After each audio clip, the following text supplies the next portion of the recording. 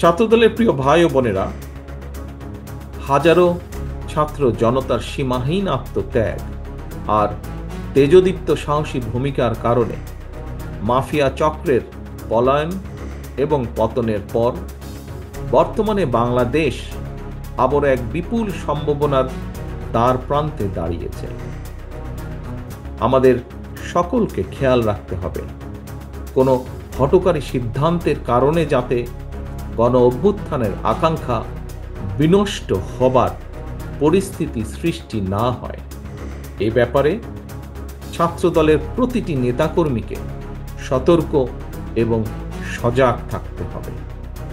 মনে রাখা দরকার, লোভ বা লাভের ঊর্ধ্বে উঠে ভবিষ্যৎ প্রজন্মের জন্য একটি নিরাপদ এবং স্বাবলম্বী বাংলাদেশ গড়তে বিশেষ করে ছাত্র ও তরুণদের ভূমিকা অপরিসীম।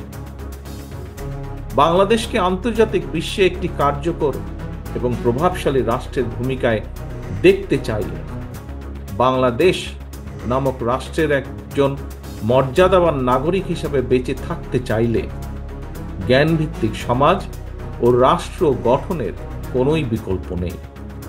সুতরাং প্রিয় ছাত্রদলের ভাই বোনেরা, তোমাদেরকে অবশ্যই মনে রাখতে হবে, শিক্ষার্থীরাই জ্ঞানভিত্তিক রাষ্ট্র ও সমাজ গঠনের প্রধান হাতিয়ার।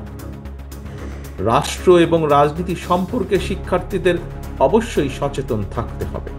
তবে শিক্ষার্থী হিসাবে তোমাদের প্রথম এবং প্রধান লক্ষ্য হতে হবে লেখাপড়া, লেখাপড়া এবং লেখাপড়া।